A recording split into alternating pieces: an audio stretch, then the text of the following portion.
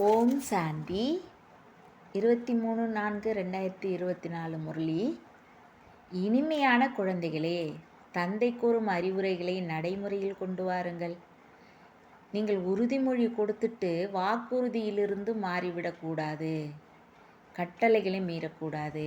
கேள்வி: உங்களது படிப்பின் சாரம் என்ன? எந்த பயிற்சி கண்டிப்பாக செய்ய வேண்டும்? பதில்: வான்பிரஸ்த நிலையில் செல்வதுதான் உங்களது படிப்பு. இந்த படிப்பின் சாரமே சப்தங்களை கடந்து செல்ல வேண்டும். தந்தைதான் அனைவரையும் திரும்ப அழைத்து செல்கின்றார். குழந்தைகளாகிய நீங்கள் வீட்டிற்கு செல்வதற்கு முன் சதோ பிரதானமாக ஆக வேண்டும். ஏகாந்தத்தில் சென்று ஆத்ம அபிமானியாக இருக்கக்கூடிய பயிற்சி செய்யுங்கள். அசரீரியான ஆகக்கூடிய பயிற்சியே ஆத்மாவை சதோ பிரதானமாக ஆக்கும். ஓம் சாந்தி. தன்னை ஆத்மா என்று புரிந்து கொண்டு பாபாவை நினைவு செய்வதன் மூலம் நீங்கள் தமோ பிரதானத்திலிருந்து சதோ பிரதானமாகி விடுவீங்க. உலகிற்கு எஜமானர்களாகவும் ஆகிவிடுவீர்கள். கல்ப கல்பத்திற்கும் நீங்கள் தான் தமோ பிரதானத்திலிருந்து சதோ பிரதானமாக ஆகின்றீர்கள். இப்பொழுது தவறு செய்யாதவர்களாக ஆக வேண்டும். தவறுகள் செய்யக்கூடாது. ஒருவேளை தவறு செய்து கொண்டே இருந்தால் நீங்கள் மேலும் தமோ பிரதானமாக ஆகிவிடுவீர்கள். தன்னை ஆத்மா என்று புரிந்து கொண்டு தந்தையை நினைவு செய்யுங்கள். தந்தை எச்சரிக்கை கொடுத்து கொண்டு இருக்கின்றார். நீங்கள் சத்யுக சதோ பிரதானத்திலிருந்து கலியுக தமோ பிரதானமாக ஆகியிருக்கின்றீர்கள். தந்தை மிக எளிய வழி கூறுகின்றார். என்னை நினைவு செய்தால் விக்கர்மங்கள் விநாசம் ஆகிவிடும். நீங்கள் முன்னேற்றம் அடைந்து சதோ பிரதானமாக ஆகிவிடுவீர்கள். தந்தை என்ன கட்டளை கூறுகின்றாரோ அதனை ஏற்றுக்கொள்கின்றீர்கள். உறுதிமொழியும் செய்கின்றீர்கள். பிறகு அதன்படி நடப்பது கிடையாது. கட்டளைகளை அவமதித்து வாக்குறுதிகளை விட்டு விடுவதால் தந்தை கூறுகின்றார், தந்தையிடத்தில் வாக்கு கொடுத்து அதனை நடைமுறைப்படுத்த வேண்டும். எல்லையற்ற தந்தை என்ன கல்வி கொடுக்கின்றாரோ அப்படிப்பட்ட கல்வியை வேற யாரும் கொடுக்க முடியாது. மாற்றமும் கண்டிப்பாக ஏற்பட வேண்டும். அதாவது அப்பாட்ட வாக்கு கொடுத்துட்டு அதுபடி நடப்பது கிடையாதுன்னு அப்பா சொல்கிறாங்க. அப்பாட்ட வாக்கு கொடுத்துட்டா அதுபடி நடந்தே ஆகணும்னு அப்பா சொல்கிறாங்க. சில சங்கங்களுக்கு ஆன்மீக சங்கம் என்று பெயர் வைத்திருக்கின்றனர். ஆனால் ஆன்மீக சங்கம் உங்களுடையது தவிர வேறு எதுவும் இருக்க முடியாது. போலிகள் உருவாகுகின்றன. இது புது விஷயமாகும். நீங்கள் குறைந்தவர்களாகவே இருக்கின்றீர்கள். வேற யாரும் இந்த விஷயத்தை புரிய வைக்க முடியாதுன்னு அப்பா சொல்கிறாங்க. எல்லையற்ற தந்தை மட்டுமே எல்லையற்ற ஞானம் கொடுக்கின்றார். இப்பொழுது முழு உலகின் மீது ராவண ராஜ்யம் இருக்கிறது. இது படிப்பாகும். ஆத்மா அபிமானியாக இருக்கக்கூடிய பயிற்சி செய்யுங்கள். பிறகு மறக்கவே மாட்டீர்கள் என்று தந்தை புரிய வைத்திருக்கின்றார். ஏகாந்தமான இடங்கள் மிக அதிகமாக இருக்கின்றது. அதாவது தனிமையான இடங்கள். அங்கே போய் தான் அப்பாவை நினைவு செய்யணும்னு சொல்கிறாங்க. அப்பாவை தவிர யாரையும் நினைவு செஞ்சு இந்த வான்பிரஸ்து நிலையிலேருந்து போக முடியாதுன்னு சொல்கிறாங்க. இந்த வான்பிரஸ்து நிலையில் இருந்து அப்பாவை நினச்சா மட்டும்தான் மூலவதனத்திற்கு போக முடியும்னு அப்பா சொல்கிறாங்க.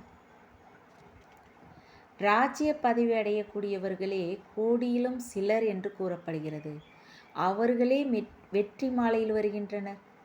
முயற்சி செய்கின்றோம் என்று குழந்தைகள் நினைக்கின்றனர்.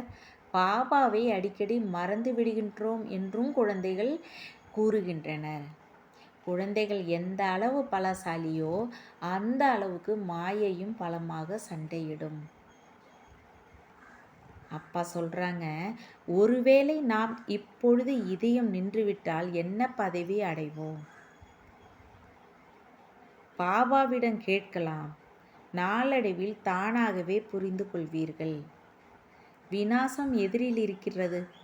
புயல்கள், அடைமழை, இயற்கை சீற்றங்கள் கேட்டுக்கொண்டு வராது. ராவணன் அமர்ந்து இருக்கின்றான். இது மிகப்பெரிய தேர்வாகும். இதில் தேர்ச்சி அடையக்கூடியவர்கள் உயர்ந்த பதவி அடைகின்றனர். ராஜாக்கள் கண்டிப்பாக புத்திசாலியாக இருப்பர்.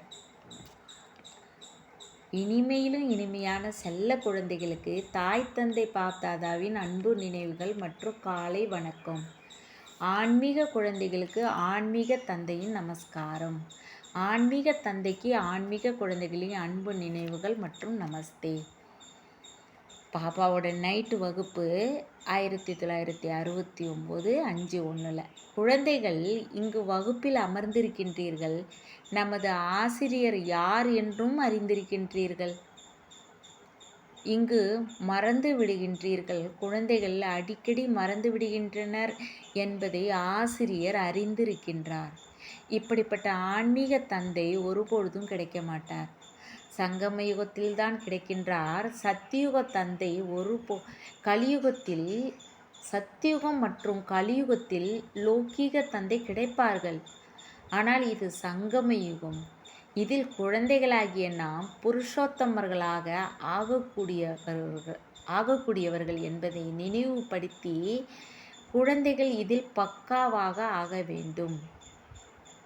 ஆக தந்தையை நினைவு செய்வதன் மூலம் மூவரின் நினைவும் வர வேண்டும். ஆசிரியரை நினைவு செய்தாலும் மூவரின் நினைவு, குருவை நினைவு செய்தாலும் மூவரின் நினைவு. ஆசிரியர், தந்தை, சத்குரு, இந்த 3 பேரோட நினைவும் வரணும்னு சொல்கிறாங்க அப்பா. எப்படி நினச்சாலும் தூய்மைதான் சதோ பிரதானம் என்று கூறப்படுகிறது. முக்கியமான விஷயமே தூய்மைதான் அப்பா சொல்கிறாங்க. சிவபாபாவை நினைவு செய்கின்றீர்கள் எனில் கூடவே தெய்வீக குணங்களும் கண்டிப்பாக தேவை. தந்தையின் அற்புதமான விஷயங்களை கற்றுக் கொடுக்கின்றாரோ அந்த அளவிற்கு வேற யாரும் கற்றுக் கொடுக்க முடியாது. முழு உலகமும் முயற்சி செய்வது கிடையாது. மற்ற தர்மத்தை சார்ந்தவர்கள் முயற்சி செய்ய மாட்டார்கள். குழந்தைகள் சாட்சாத்காரம் செய்கின்றனர். தர்மஸ்தாபர்கள் வருகின்றனர். குறிப்பிட்ட சரீரம் எடுத்து நடிப்பும் நடிக்கின்றனர். அவர்கள் தமோ பிரதானத்தில் வருகின்றனர். நாம் சதோ பிரதானம் ஆவது போன்று அனைவரும் கூட ஆவார்கள் என்று அறிவு கூறுகின்றது. தூய்மைக்கான தானம் தந்தையிடமிருந்து அடைவார்கள். நம்மை இங்கிருந்து விடுவித்து வீட்டிற்கு அழைத்து செல்லுங்கள் என்று அனைவருமே அழைக்கின்றனர். வழிகாட்டியாக ஆகுங்கள். நாடகப்படி அனைவரும் வீட்டிற்கே சென்று ஆக வேண்டும். அநேக முறை வீட்டிற்கு சென்று இருக்கின்றீர்கள். சிலர் முழு 5000 ஆண்டு வீட்டில் இருப்பதும் கிடையாது. சிலர் 5000 ஆண்டும் இருக்கின்றனர். கடைசியில் வருகின்றவர்கள் 4999 இருக்க வேண்டும் என்று நாம் கூறுகின்றோம். 83 84 பிறப்புகள் எடுத்திருக்கின்றோம் என்ற நம்பிக்கை குழந்தைகளிடத்தில் இருக்கின்றது. அதிக புத்திசாலியாக இருக்கக்கூடியவர்கள் கண்டிப்பாக முதலில் வருவார்கள். நல்லது. இனிமையிலும் இனிமையான ஆன்மீக குழந்தைகளுக்கு அன்பு நினைவுகள் மற்றும் இரவு வணக்கம். தாரணைக்கான முக்கிய சாரம்: சதோ பிரதானமாவதற்கான நினைவு யாத்திரையின் மூலம் தனது பேட்டரியை சார்ஜ் பண்ண வேண்டும். அதாவது ஆத்மாவை சக்தியால் நிரப்பணும்னு அப்பா சொல்கிறாங்க. தவறு செய்யாதவர்களாக ஆக வேண்டும். தனது பதிவேட்டை நன்றாக வைத்து கொள்ள வேண்டும். எந்த தவறும் செய்யக்கூடாது.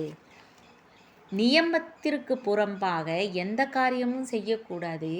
மாயையின் புயல்களை அலட்சியம் செய்து கர்மேந்திரியங்களை வெல்ல வேண்டும். வரதானம்: சேவை மூலமாக குஷி, சக்தி மற்றும் அனைவரின் ஆசீர்வாதங்களை பெற்றுவிடக்கூடிய புண்ணிய ஆத்மா ஆவீர்களாக. சேவையின் கண்கூடான பலன் குஷி மற்றும் சக்தி கிடைக்கின்றது. சேவை செய்து ஆத்மாக்களை தந்தையின் ஆஸ்திக்கு அதிகாரி ஆக்கிவிடுவது இது புண்ணியமான செயலாகும். யார் புண்ணியம் செய்கிறார்களோ அவர்களுக்கு ஆசீர்வாதம் அவசியம் கிடைக்கின்றது. அனைத்து ஆத்மாக்களுடைய இதயங்களில் உருவாகும் குழியின் சங்கல்பங்கள் அந்த சுப சங்கல்பங்கள் ஆசீர்வாதமாக ஆகிவிடுகிறது. மேலும் வருங்காலத்திலும் சேமிப்பாகிவிடுகிறது. எனவே எப்பொழுதும் தங்களை சேவதாரி என்று புரிந்து சேவையின் அழியாத பலனாக குஷி மற்றும் சக்தியை எப்பொழுதும் பெற்றுக்கொண்டே இருங்கள். ஸ்லோகன்: மனம் மற்றும் சொல்லின் சக்தி மூலமாக தடைகள் என்ற திரையை விலக்கிவிட்டீர்கள் என்றால் உள்ளுக்குள் நன்மையின் காட்சி தென்பட்டுவிடும். ஓம் சாந்தி.